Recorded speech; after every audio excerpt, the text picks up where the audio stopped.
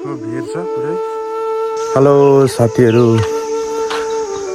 Welcome to my mini blog. आज धेरै दिनपछि एउटा सानो मिनी ब्लग लिएर फेरि पनि आएको छु। तपाईँहरूको साथ सपोर्ट पाउँछु भन्ने आशा छ। आज चाहिँ म घरदेखि अलिक पर खानेपानी बनाउनलाई जाँदैछु। के छ अनि साथीहरू, आराम कुशलै सबैजना सन्चै हुनुहुन्छ भन्ने आशा छ। आज चाहिँ इलाममा चाहिँ सधैँ जस्तो घाम त्यत्रो लागेको छैन, हल्का धुम्मे जस्तो भइरहेछ। अनि सबैजना आराम कुशलै सन्चो सुविस्तै हुनुहुन्छ भन्ने आशा छ। सपोर्ट गर्नु होला, तपाईँहरूको सानो सपोर्ट नै पाउँछु भन्ने आशा छ। साथीहरू, पानी बनाउन जान चाहिँ यस्तो भिरको बाटो जानुपर्छ। त्यो भिर छ पुरै।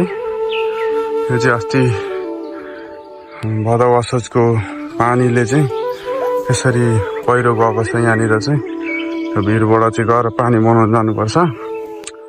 साथीहरू, यस्तो जङ्गलको बिचबाट चाहिँ हाम्रो चाहिँ खानेपानी लगेको छ। जङ्गलको बाटो हुँदै ठ्याक्क पानीको मुहान छ, त्यहाँबाट चाहिँ हामी पानी लगेर खान्छौँ। अनि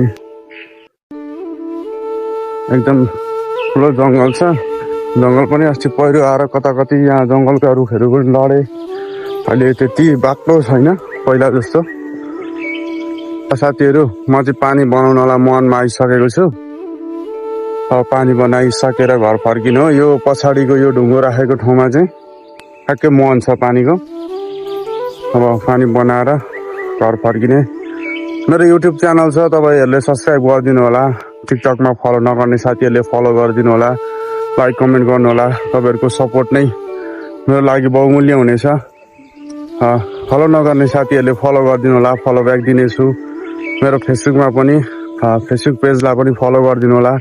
लाइक कमेन्ट सेयर गरिदिनु होला। म पनि तपाईँहरूलाई सपोर्ट गर्नेछु, तपाईँ पनि सपोर्ट गर्दै जानु होला। एकअर्कालाई सपोर्ट गर्दै जाउँला। आजलाई यति नै। सबैको दिन शुभ रहोस्। By by. फेरि अर्को भिडियो लिएर आउनेछु।